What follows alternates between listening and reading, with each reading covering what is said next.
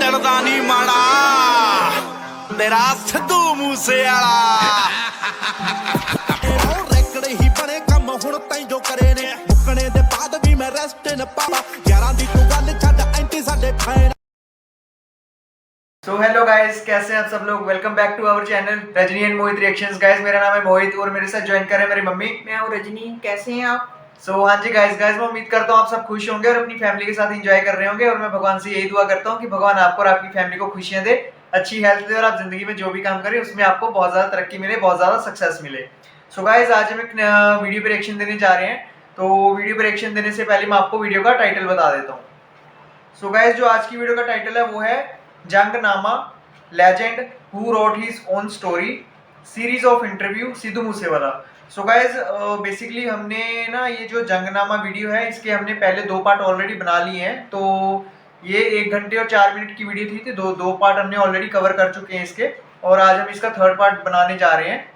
Basically guys मैं आपको इसके बारे में बता दूं, जिनको नहीं पता उनको बता दूं कि जो ये जंगनामा है बेसिकली एक इंटरव्यू है। जो इंटरव्यू ले रहे हैं उनका नाम है रतनदीप सिंह धालीवाल, और जो यहाँ पे गेस्ट बन के आए हैं वो हैं तजिंदर सिंह गिल। जो गेस्ट हैं वो सिद्धू मूसेवाला पाजी के कॉलेज फ्रेंड है, बहुत क्लोज फ्रेंड है, बहुत अच्छी फ्रेंड है। तो जंगनामा में बेसिकली वो सिद्धू पाजी की जो भी लाइफ स्टोरी रही है वो शुरू से लेके सुपरस्टार बनने तक कैसे थे, है ना। तो ये इस इंटरव्यू में वो सारा सिद्धू पाजी की लाइफ स्टोरी के बारे में बता रहे हैं। तो गाइज इसके 2 पार्ट हमने ऑलरेडी बना दिए हैं। तो अगर आप हमारे चैनल पे नए हैं और पहली बार हमारी वीडियो देख रहे हैं तो सबसे पहले जाके 1st पार्ट और 2nd पार्ट देख लेना, तभी आपको इसका 3रा पार्ट समझ में आएगा। सो गाइस बिना देरी किए पहले इसका 3rd पार्ट देखते हैं, उसके बाद अपना रिएक्शन देंगे। So let us start the video. 3 2 1 ਗੱਲ ਨਿਕਲ ਕੇ ਸਾਹਮਣੇ ਆਉਂਦੀ ਆ। ਅੱਜ ਵੀ ਉਹ ਚੱਲ ਰਹੀ ਆ, ਜਦੋਂ ਉਹ ਜਿਉਂਦਾ ਸੀ ਉਦੋਂ ਵੀ ਚੱਲਦੀ, ਤੇ ਜਦੋਂ ਉਹਦੀ ਸਟਾਰਟਿੰਗ ਹੋਈ ਉਦੋਂ ਵੀ ਉਹ ਚੱਲੀ। ਉਹ ਆ ਗਾਣੇ ਲੀਕ ਹੋਣੇ, ਲਗਾਤਾਰ ਲੀਕ ਹੋਣੇ, ਫਿਰ ਉਹਨਾਂ ਗਾਣਿਆਂ ਦਾ ਉਦੋਂ ਵੱਧ ਮਕਬੂਲ ਹੋਣਾ। ਹੁਣ ਜਦੋਂ ਅੱਜ ਆਪਣੇ ਵਿਚਕਾਰ ਉਸ ਤਰ੍ਹਾਂ ਨਹੀਂ, ਫਿਰ ਲੀਕ ਹੋਣੇ ਗਾਣੇ, ਮਾਤਾ ਪਿਤਾ ਵੀ ਉਹਦੇ ਤੇ ਬੋਲ ਰਹੇ ਨੇ। ਤੁਸੀਂ ਉਸ ਚੀਜ਼ ਨੂੰ ਕਿਵੇਂ ਦੇਖਦੇ ਹੋ? ਪਹਿਲਾਂ ਬਹੁਤ ਸਾਰਿਆਂ ਨੇ ਕਿਹਾ ਵੀ ਇਹ ਟ੍ਰਿਕ ਹੋਊਗਾ, ਇਹ ਲੀਕ ਹੁੰਦੇ ਨੇ ਫਿਰ ਉਵੇਂ, ਪਰ ਉਹ ਅੱਜ ਵੀ ਚੀਜ਼ ਉਵੇਂ ਜਾਰੀ। ਪਹਿਲੀ ਗੱਲ ਤਾਂ ਕਈ ਵਾਰ ਨਾ ਲੋਕ ਇਹ ਚੀਜ਼ ਸੋਚਦੇ ਨਹੀਂ ਕਿ ਜੇ ਹੁਣ ਗਾਣਾ ਸਿੱਧੂ ਆਪਣੇ ਚੈਨਲ ਤੋਂ ਕੱਢੇ ਜੀ ਤਾਂ ਉਹਦੀ ਕਮਾਈ ਉਹਨੂੰ ਮਿਲੂਗੀ ਜੀ, ਗਾਣਾ ਲੀਕ ਕਰਕੇ ਤਾਂ ਉਹਨੂੰ ਉਹ ਵੀ ਕਮਾਈ ਨਹੀਂ ਮਿਲਣੀ ਜੀ, ਚਾਹੇ ਗਾਣਾ ਵੱਧ ਚਲਾ ਲੇ ਉਹ ਤਾਂ ਟ੍ਰਿਕ ਉਦੋਂ ਵਰਤਦਾ ਜੇ ਉਹਨੂੰ ਡਾਊਟਸ ਹੁੰਦੇ ਮੇਰੇ ਗਾਣੇ ਚੱਲਣੇ ਨਹੀਂ। ਜੋ ਤੁਹਾਡੇ ਗਾਣੇ ਚੱਲ ਰਹੇ ਨੇ ਫਿਰ ਤਾਂ ਤੁਸੀਂ ਆਪਣੇ ਚੈਨਲ ਤੇ ਕੱਢੋ ਤਾਂ ਤੁਸੀਂ ਉਹਦੀ ਕਮਾਈ ਦਾ ਫਾਇਦਾ ਚੱਕ ਸਕਦੇ ਹੋ। ਲੀਕ ਕਰਕੇ ਉਹਨੇ ਕਿਹੜਾ ਫਿਰ ਲੋਕਾਂ ਤੋਂ ਕਨਫਰਮੇਸ਼ਨ ਲੈਣੀ ਸੀ ਕਿ ਸਿੱਧੂ ਮੂਸੇਵਾਲਾ ਹਿੱਟ ਹੈ ਜੀ। ਤਾਂ ਉਹ ਮੈਨੂੰ ਲੱਗਦਾ ਜਿੱਥੇ ਤੱਕ ਉਹਦੇ ਪਿੱਛੇ ਰੀਜ਼ਨ ਇਹ ਹੈ ਕਿ ਜਦੋਂ ਤੁਸੀਂ ਕੋਈ ਗਾਣਾ ਬਣਾਉਂਦੇ ਹੋ ਤਾਂ ਕਈ ਵਾਰ ਤੁਸੀਂ ਨਾ ਇੱਕ ਮਿਊਜ਼ਿਕ ਪ੍ਰੋਡਿਊਸਰ ਨੂੰ ਕੰਟੈਕਟ ਕਰਦੇ ਹੋ ਕਿ ਚੱਲ ਸ਼ਾਇਦ ਤੂੰ ਵਧੀਆ ਬਣਾ ਦੇਗਾ, ਪਰ ਸਿੱਧੂ ਜਿਵੇਂ ਤੁਹਾਨੂੰ ਕਿਹਾ ਕਿ ਉਹਨੂੰ ਸਮਝ ਬਹੁਤ ਸੀ ਮਿਊਜ਼ਿਕ ਦੀ, ਤਾਂ ਕਈ ਵਾਰ ਸ਼ਰੇਆਮ ਕਹਿ ਦਿੰਦੇ ਹੁੰਦੇ ਬਾਈ ਨਹੀਂ ਗੱਲ ਨਹੀਂ ਦੀ, ਤਾਂ ਉਹ ਗਾਣਾ ਫਿਰ ਉਹ ਕਿਸੇ ਹੋਰ ਕੋ ਵੀ ਚੱਲ ਜਾਂਦਾ ਹੈ। ਹੁਣ ਉਹ ਕਈ ਵਾਰ ਕੀ ਹੁੰਦਾ ਕਿ ਮਿਊਜ਼ਿਕ ਪ੍ਰੋਡਿਊਸਰ ਇਹ ਸੋਚਦਾ ਕਿ ਹੁਣ ਮੇਰੇ ਕੋਲ ਇਹ ਗਾਣਾ ਆਇਆ ਹੋਇਆ, ਮੈਂ ਫਿਨਿਸ਼ ਕੀਤਾ ਹੋਇਆ, ਇਹਨੂੰ ਮੈਂ ਰਿਲੀਜ਼ ਕਰਦਾ ਤਾਂ ਸਿੱਧੂ 'ਤੇ ਇੱਕ ਪ੍ਰੈਸ਼ਰ ਬਣ ਜਾਂਦਾ ਕਿ ਗਾਣਾ ਐਵੇਂ ਰਿਲੀਜ਼ ਕਰਦੇ ਚੱਲ ਗਿਆ ਐਵੇਂ ਜੀ। ਇਹੋ ਜਿਹੀਆਂ ਟ੍ਰਿਕਸ ਅੱਜ ਵੀ ਮੈਨੂੰ ਲੱਗਦਾ ਕਈ ਮਿਊਜ਼ਿਕ ਪ੍ਰੋਡਿਊਸਰ ਜਾਂ ਕਿਤੇ ਉਹ ਨਾ ਕਿਤੇ ਨਿਕਲ ਰਹੇ ਨੇ ਗਾਣੇ, ਜਦ ਕਿ ਲੋਕ ਤਾਂ ਇਹ ਸੋਚੀ ਗਏ ਕਿ ਸਿੱਧੂ ਆਪ ਲੀਕ ਕਰਦਾ, ਜਿਹੜੀ ਕਿ ਮੈਂ ਦੱਸਦਾ ਕਿ ਇਹਦੇ ਵਿੱਚ ਕੋਈ ਗੱਲ ਦੀ ਵਜਨ ਤਾਂ ਹੈ ਨਹੀਂ ਕਿ ਗਾਣਾ ਆਪ ਲੀਕ ਕਰਨਾ, ਅਤੇ ਉਸ ਤੋਂ ਬਾਅਦ 'ਚ ਉਹਦਾ ਕੀ ਫਾਇਦਾ ਸਿੱਧੂ ਨੂੰ ਹੋਇਆ ਮੈਨੂੰ ਤਾਂ ਅੱਜ ਤੱਕ ਸਮਝ ਨਹੀਂ ਲੱਗੀ। ਹੁਣ ਵੀ ਅੰਕਲ ਆਂਟੀ ਲੋਕਾਂ ਨੂੰ ਕਹਿੰਦੇ ਥੱਕ ਗਏ ਕਿ ਹੈ ਨਾ ਜੇ ਤੁਹਾਡੇ ਕੋਲ ਆ ਵੀ ਜਾਂਦਾ ਗਾਣਾ, ਤੁਸੀਂ ਜੇ ਉਹਨੂੰ ਉੱਥੇ ਹੀ ਰੋਕ ਦਿਓ, ਕੋਈ ਚੀਜ਼ ਗਲਤ ਹੈ ਤੁਹਾਨੂੰ ਲੱਗਦਾ ਕਿ ਉਹਦਾ ਗਾਣਾ ਲੀਕ ਹੋਇਆ, ਤੁਸੀਂ ਆਪਣੇ ਤੱਕ ਰੱਖ ਲਓ, ਅੱਗੇ ਨਾ ਵਜਾਓ। ਕਿਉਂ ਤੁਸੀਂ ਵੇਟ ਨਹੀਂ ਕਰ ਸਕਦੇ? ਜਿੱਦਾਂ ਅੱਗੇ ਉਹਦੇ ਗਾਣੇ ਦੀ ਵੇਟ ਸੀ, ਤੁਹਾਨੂੰ ਵਧੀਆ ਤਰੀਕੇ ਨਾਲ ਹੀ ਆਊਗਾ ਗਾਣਾ ਜਿਵੇਂ ਅੱਗੇ ਆਉਂਦਾ ਰਿਹਾ, ਹਰ ਗਾਣਾ ਆਊਗਾ ਤੁਹਾਡੇ ਅੱਗੇ। ਪਰ ਮੈਂ ਤਾਂ ਇਹੀ ਕਹੂੰਗਾ ਲੋਕਾਂ ਨੂੰ ਕਿ ਪਲੀਜ਼ ਵੇਟ ਕਰ ਲਓ, ਅਸੀਂ ਉਹਨੂੰ ਹੋਰ ਵੀ ਵਧੀਆ ਤਰੀਕੇ ਨਾਲ ਤੁਹਾਡੇ ਅੱਗੇ ਲੈ ਕੇ ਆਵਾਂਗੇ। ਅਤੇ ਇਹ ਤਾਂ ਡਾਊਟ ਲੋਕਾਂ ਨੂੰ ਕਲੀਅਰ ਹੋ ਹੀ ਗਿਆ ਹੋਣਾ ਕਿ ਗਾਣੇ ਆਪ ਲੀਕ ਕਰਦਾ ਜਾਂ ਕਿਵੇਂ। ਜਦੋਂ ਬਹੁਤ ਸਾਰਾ ਸਿੱਧੂ ਦੇ ਆਲੇ ਦੁਆਲੇ ਸਿਸਟਮ ਬਣ ਗਿਆ ਸੀਗਾ, ਸਿੱਧੂ ਦਾ ਨਾਮ ਇੱਕ ਬਹੁਤ ਵੱਡਾ ਹੋ ਗਿਆ, ਆਪਣੇ ਆਪ ਦੇ ਵਿੱਚ ਉਹ ਬ੍ਰਾਂਡ ਬਣ ਗਿਆ। ਬਹੁਤ ਸਾਰੇ ਲੋਕ ਅੱਜ ਵੀ ਕਹਿੰਦੇ ਨੇ ਵੀ ਨੌਜਵਾਨ ਵਧੀਆ ਸੀ, ਪੰਜਾਬ ਨੂੰ ਅਜਿਹੇ ਨੌਜਵਾਨਾਂ ਦੀ ਲੋੜ ਆ, ਉਹ ਮੁੰਡੇ ਨੇ ਬਹੁਤ ਕੁਛ ਕਰਨਾ ਸੀਗਾ, ਦਸਤਾਰ ਨੂੰ ਉਹਨੇ ਬਹੁਤ ਉੱਪਰ ਲੈ ਗਿਆ ਸੀ ਤੇ ਉਹਨੇ ਹੋਰ ਵੀ ਲੈ ਕੇ ਜਾਣਾ ਸੀ, ਉਹਨੇ ਦੱਸਣਾ ਸੀ ਵੀ ਪੰਜਾਬੀ ਕੌਣ ਆ, ਪੰਜਾਬ ਕੀ ਹੈ। ਪਰ ਉਦੋਂ ਜਿਹੜਾ ਸੱਚ ਉਹਨੇ ਬਿਆਨ ਕੀਤਾ, ਜਿਵੇਂ 295 ਗਾਣਾ ਆਇਆ, ਸਕੇਪਗੋਟ ਆਇਆ, ਇਹ ਜਿਹੀਆਂ ਚੀਜ਼ਾਂ, ਉਸ ਨੂੰ ਲੈ ਕੇ ਤੁਹਾਡੀ ਕਦੇ ਕੋਈ ਡਿਸਕਸ਼ਨ ਹੋਈ ਸੀ ਵੀ ਸਿੱਧੂ ਹੁਣ ਆਪਣਾ ਹੋਰ ਜੋਨਰ ਆ ਜਾਂ ਹੋਰ ਸਿਸਟਮ ਦੇ ਵਿੱਚ ਆ, ਵੀ ਹੁਣ ਆਪਾਂ ਨੂੰ ਥੋੜ੍ਹਾ ਜਿਹਾ ਦੇਖ ਕੇ ਪੱਬ ਧਰਨੇ ਚਾਹੀਦੇ ਆ ਜ਼ਮਾਨਾ ਬਹੁਤ ਹੋਰ ਤਰ੍ਹਾਂ ਨਾਲ ਚੱਲਦਾ। ਨਹੀਂ ਮੇਰੀ ਜਿਹੜੀ ਸਿੱਧੂ ਨਾਲ ਆਖਰੀ ਟਾਈਮ 'ਚ ਵੀ ਗੱਲ ਹੋਈ ਆ, ਕਿਉਂਕਿ ਆਖਰੀ ਟਾਈਮ 'ਚ ਵੀ ਉਹ ਮੈਨੂੰ ਆਲਮੋਸਟ ਐਵਰੀ ਅਦਰ ਡੇ ਵੀਡੀਓ ਕਾਲ ਜਾਂ ਕਾਲ ਕਰ ਲੈਂਦਾ ਹੁੰਦਾ ਸੀ ਜੀ। ਤਾਂ ਉਹਨੇ ਮੈਨੂੰ ਇਹ ਗੱਲ ਕਹੀ ਸੀ, ਕਿਉਂਕਿ ਜੇ ਤੁਸੀਂ ਉਹਦਾ SYL ਗਾਣਾ ਧਿਆਨ ਨਾਲ ਸੁਣੋ ਤਾਂ ਉਹ 'ਚੋਂ ਕਹਿੰਦਾ ਕਲਮ ਨਹੀਂ ਰੁਕਣੀ ਨਿੱਤ ਨਵਾਂ ਹੁਣ ਗਾਣਾ ਆਊ ਜੀ। ਤਾਂ ਉਹਦਾ ਰੀਜ਼ਨ ਇਹ ਸੀ, ਉਹਨੇ ਮੈਨੂੰ ਇਹ ਗੱਲ ਕਹੀ ਸੀ, ਕਹਿੰਦਾ ਹੁਣ ਮੈਂ ਤੀਜਾ ਚੌਥਾ ਗਾਣਾ ਤਾਂ ਇੱਕ ਇਹੋ ਜਿਹਾ ਕੱਢਿਆ ਕਰੂੰਗਾ ਜੀ। ਤੇ ਉਹਦੇ 'ਚ ਜੇ ਤੁਸੀਂ ਦੇਖੋ ਕਮਰਸ਼ੀਅਲੀ ਉਹ ਗਾਣਾ ਨਾ ਤਾਂ ਜੇ ਦੇਖਿਆ ਜਾਵੇ ਡੀਜਿਆਂ ਤੇ ਉਸ ਹਿਸਾਬ ਨਾਲ ਭੰਗੜੇ ਪਾਉਣ ਵਾਲੇ ਨੇ ਜੀ 295 ਜਾਂ ਕੋਈ ਹੋਰ, ਪਰ ਉਹਦਾ ਇਹੀ ਸੀ ਕਿ ਉਹ ਜਿੰਨਾ ਅਵੇਅਰਨੈਸ, ਕਿਉਂਕਿ ਉਹ ਖੁਦ ਕਹਿੰਦਾ ਨਾ ਕਿ ਆਉਣ ਵਾਲੀ ਪੀੜ੍ਹੀ ਐਜੂਕੇਟ ਮਿਲੂਗੀ, ਤਾਂ ਉਹਨੇ ਉਸ ਤਰੀਕੇ ਨਾਲ ਉਹ ਚਾਹੁੰਦਾ ਸੀ। ਚਾਹੇ ਉਹ ਤੁਸੀਂ ਹੁਣ ਮੈਨੂੰ ਨਹੀਂ ਲੱਗਦਾ ਕਿ ਕਿੰਨੇ ਕੁ ਪੰਥਕ ਧਿਰ ਇਸ ਚੀਜ਼ ਨਾਲ ਐਗਰੀ ਕਰਦੀ ਹੈ ਜਾਂ ਗਲਤ ਕਰਦੀ ਹੈ, ਡਿਸਐਗਰੀ ਕਰਦੀ ਹੈ ਕਿ ਬਲਵਿੰਦਰ ਸਿੰਘ ਜਟਾਣਾ ਦੇ ਬਾਰੇ ਮੈਨੂੰ ਲੱਗਦਾ ਜਦੋਂ SYL ਆਉਂਦਾ ਤੇ ਉਸ ਤੋਂ ਬਾਅਦ ਚੋਂ ਗੂਗਲ ਦੱਸਦਾ ਕਿ ਕਿੰਨੀ ਸਰਚ ਹੋਈ ਹੈ ਉਹਦੇ ਤੇ ਈਵਨ ਮੈਨੂੰ ਲੱਗਦਾ ਆਪਣੇ ਮਿਊਜ਼ੀਅਮ 'ਚ ਵੀ ਉਹਨਾਂ ਦੀ ਫੋਟੋ ਲੱਗਦੀ ਹੈ ਜੀ। ਤੇ ਉਹ ਇੱਕ ਵੌਇਸ ਇਹੋ ਜਿਹੀ ਸੀ ਕਿ ਉਹ ਜਿਵੇਂ ਆਪਣੀ ਮੂਵ ਸਟੇਪ 'ਚ ਕਹਿੰਦਾ ਨਾ ਕਿ ਪਿੰਡ ਬੈਠਾ ਬੈਠਾ ਦੁਨੀਆ ਨੂੰ ਸ਼ੇਕ ਕਰ ਦੂੰ, ਤਾਂ ਉਹ ਕਰਦਾ ਸੀ ਸ਼ੇਕ, ਅੱਜ ਵੀ ਕਰਦਾ। ਜੇ ਉਹ ਆਈ ਥਿੰਕ ਪੰਜਾਬ ਦੀ ਜਿਹੜੀ ਓਪੋਜੀਸ਼ਨ ਹੈ ਜਿਹੜੀ ਅੱਜ ਰੋਲ ਨਿਭਾ ਰਹੀ ਹੈ, ਉਹ ਇਕੱਲਾ ਹੀ ਨਿਭਾ ਜਾਂਦਾ ਸੀ ਜਦੋਂ ਸਕੇਪਗੋਟ ਗਾਣੇ 'ਚ ਕਹਿ ਦਿੰਦਾ ਸੀ ਰਾਜ ਸਭਾ ਹੋਇਆ ਜ਼ਿੰਮੇਵਾਰ ਦੱਸੋ ਕੌਣ, ਤਾਂ ਮਜਬੂਰ ਕਰਦਾ ਸੀ ਉਹ 92 MLA ਨੂੰ ਕਿ ਤੁਸੀਂ ਪ੍ਰੈਸ ਕਾਨਫਰੰਸ ਕਰਕੇ ਜੀ ਤੇ ਆਪਣਾ ਕਲੈਰੀਫਿਕੇਸ਼ਨ ਦਿਓ। ਨਹੀਂ ਤਾਂ ਮੈਨੂੰ ਲੱਗਦਾ ਅੱਜ ਬਹੁਤ ਸਾਰੇ ਓਪੋਜੀਸ਼ਨ ਦੇ ਪੋਲੀਟੀਸ਼ੀਅਨਸ ਚੀਕ ਕੇ ਬਹੁਤ ਮੁੱਦੇ ਚੱਕਦੇ ਨੇ, ਪਰ ਉਹ ਇੰਨਾ ਅਸਰ ਨਹੀਂ ਕਰਦੇ ਜੀ। ਤੇ ਉਹ ਇੱਕ ਜਿਹੜਾ ਆਪਣੇ ਪਿੰਡ 'ਚ ਆਪਣੇ ਘਰੇ ਉਹੀ ਸਾਦੇ ਜੇ 3-4 ਕਮਰਿਆਂ ਦੇ ਘਰ 'ਚੋਂ ਰਿਕਾਰਡ ਕਰਕੇ ਇੱਕ ਗਾਣਾ ਛੱਡ ਦਿੰਦਾ ਸੀ ਤਾਂ ਦੁਨੀਆ ਤੇ ਸੋਚਣ ਤੇ ਮਜਬੂਰ ਕਰ ਦਿੰਦਾ ਹੁੰਦਾ ਸੀ ਕਿ ਹਾਂ ਬਈ ਗੱਲ ਤਾਂ ਸੱਚੀ ਕਹਿੰਦਾ ਜੀ। ਹਾਂਜੀ ਜੀ। ਜਿਵੇਂ ਮੈਂ ਇੱਕ ਹੋਰ ਵੀ ਜ਼ਿਕਰ ਕਰਨਾ ਚਾਹੂੰਗਾ, ਜਿਵੇਂ ਲਾਸਟ ਦਿਨ ਸਾਡੀ 25 ਨੂੰ ਮੁਲਾਕਾਤ ਹੋਈ, ਜਿਹੜਾ ਇੰਟਰਵਿਊ ਹੁੰਦਾ, ਉਸ ਤੋਂ ਬਾਅਦ ਉਹਨੇ ਇਹ ਵੀ ਪ੍ਰੋਮਿਸ ਕੀਤਾ ਸੀ ਵੀ ਬਲਵਿੰਦਰ ਸਿੰਘ ਜਟਾਣਾ ਜਾਂ ਪੰਥਕ ਨੂੰ ਲੈ ਕੇ, ਪੰਥਕ ਹਲਕਿਆਂ ਨੂੰ ਲੈ ਕੇ ਇੱਕ ਗਾਣਾ ਨਹੀਂ, ਬਹੁਤ ਸਾਰੀਆਂ ਚੀਜ਼ਾਂ ਮੈਂ ਲੈ ਕੇ ਆ ਰਿਹਾ ਹਾਂ। ਉਹਦੇ ਬਾਰੇ ਬਾਬਤ ਤੁਹਾਨੂੰ ਮੇਰੇ ਕੋਲੇ ਚੈਟ ਵੀ ਪਈ ਆ ਜੀ। ਉਦੋਂ ਕੇ ਸਰ ਨੇ, ਸੁਖਪ੍ਰੀਤ ਸਿੰਘ ਉਦੋਂ ਕੇ ਡਾਕਟਰ ਜੀ ਜੀ। ਤੇ ਉਹ ਕਾਫੀ ਰਿਸਰਚ ਵਗੈਰਾ ਤੇ ਕੰਮ ਕਰਦੇ ਨੇ ਜੀ। ਤੇ ਅਸੀਂ ਇੱਕ ਗਾਣਾ ਪਲਾਨ ਕੀਤਾ ਸੀ ਕਿ 1849 ਤੋਂ, ਕਿਉਂਕਿ 1849 ਤੱਕ ਸਾਡਾ ਸਿੱਖ ਰਾਜ ਮੰਨਿਆ ਜਾਂਦਾ ਜੀ।